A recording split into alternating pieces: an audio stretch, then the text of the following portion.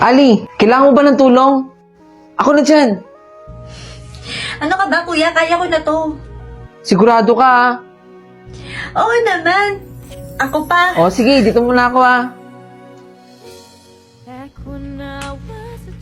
Ay, kuya. Mukhang masarap yan. Oo, masarap to. Pero parang, mas masarap yan. Oo naman, masarap to. Gusto mo, palit tayo. Magpapalit pa, pwede namang share. Sandali, buksan ko lang. Ano ba naman yan, Ali Joseph? Kayo na nga lang, dalawang magkapatid na titira dito sa bahay. Hindi ba kayo naglilinis? Joseph, kumuha nga ng daon ng bayabas doon. Opo, Nay! Yari ka kay Mama. Maglinis ka na dyan.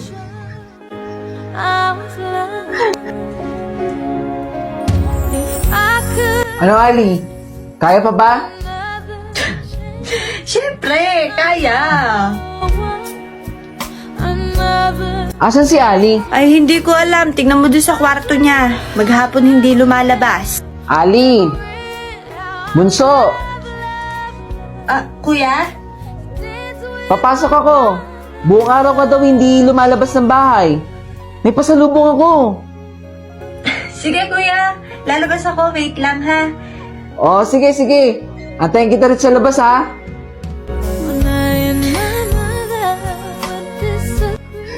Anyari sa'yo? Kuya, Bakit pawis na pawis ka? wala. Masakit lang yung puson ko. Ano pala yung regalo mo sa akin?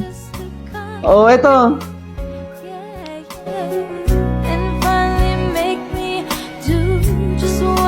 Asan si Ali?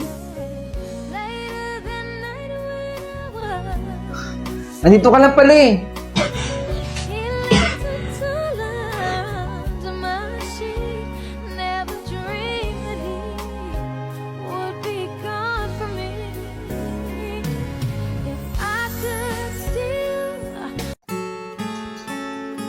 Hoy, kanina pa kita napapansin. Sinusundan mo ba ako? Ano bang kailangan mo? Baka po may konting barya lang po kayo dyan. Ate. Oh, yan lang kaya ko eh. Salamat po dito. Please lang, huwag mo na akong sundan. Nakakairita eh. Pasensya na po.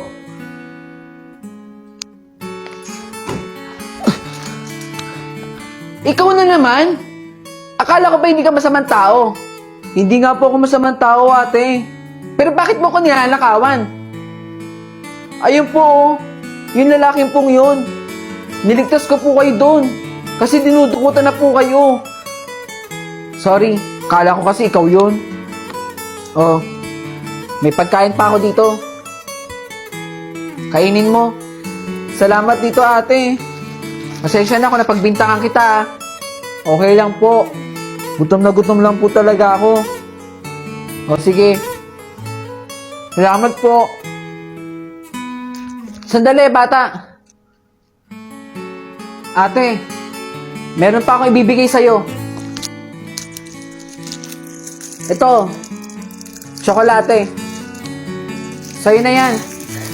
Maraming salamat dito, ate. Napapansin ko sa'yo na parang ang lungkot-lungkot mo. Ayos ka lang ba? Opo. Ayos naman po ako. Gusto ko lang sabihin sa inyo, ate, na masaya po ako kapag nakikita ko po kayo dito lagi. Para ko po kasi kayong kapatid eh. Sige, araw-araw kitang dadaanan dito. Para araw-araw ka rin makakain. Trixie, tara na. Oh, sandali. Tinatawag na ako eh. Ingat ka ha.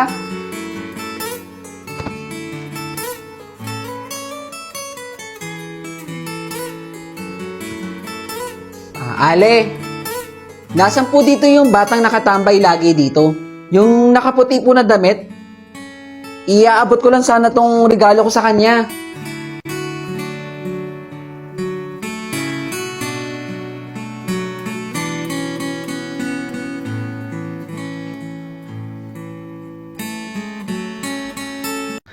Salamat po ah. Alam mo na, tama yung sinabi ng matanda sa atin eh. Ikaw ang magdadala ng swerte sa akin. Kaya magbigay ka na magbigay sa akin ng numero para manalo tayo tsaka yumaman na. Di ba? Oh, Susubukan natin ngayon yung 3 digits. Number, dali! 5, 16, 30. Alright. Taya na natin yan. Rumble po Siyempre susubukan natin yung sinabi ng matanda. Baka mamaya ngayon tayo swerte. Tapos sa susunod, hindi naman. Nagsisinungaling siya, di ba? Maswerte ka sa akin. Kakain tayo sa Jollibee. Napakahusay mo talaga mag-isip ng numero, no? Duruin mo, 3 numero lang yun. Nanalo na naman tayo. At hindi nagkakamali yung matandang babae. Ikaw ang magdadala ng swerte sa akin. Kaya naman, mag-isip ka na dyan ng 6 na numero. Tataya tayo. Sigurado, yayaman na tayo. Sigurado, titingalain na tayo ng mga tao. At hindi na tayo aapi-apiin. 5. Isip! 8, 12. Ano pa? 14, 26, 30. Okay. Eto po. Mananalo tayo dito. Ikaw ang swerte sa akin Jollibee ulit tayo. Deserve mo yun. Isang numero na lang inaantay natin. Boom! Panalo tayo! Ang galing-galing mo, anak! Hindi na tayo tatapag-tapakan ng mga mayayamang tao dyan. Dahil mayaman na rin tayo! Kailangan makuha na natin yun nang hindi nila nalalaman para wala silang balato. Tara, dali! Mayaman na kami!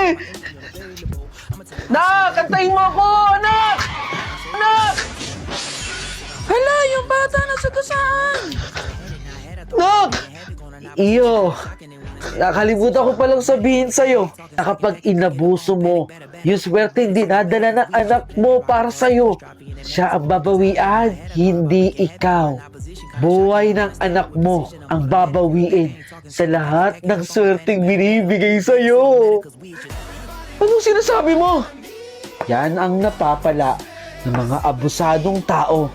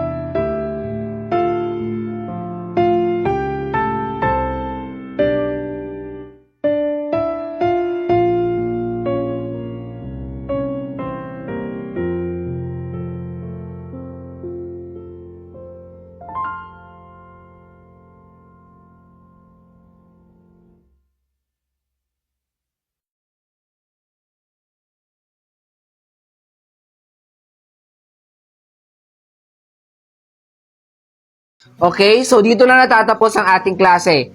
Huwag niyong kalilimutan ang assignment bukas, ha? Pwede na kayo mag-lunch break ngayon. De La Cruz! Magdahan-dahan ka! Sorry po, ma'am. Saan kaya pupunta yun? At nagmamadali si De La Cruz. Ali ang aral sa napag-usapan natin ngayon ay maging masaya tayo sa tagumpay ng ating mga kaibigan at pamilya. Oh, ayan, sige. Lunch break yun na ulit. De La Cruz! Pasensya na po ulit, ma'am. Nagmamadali ka na naman ba?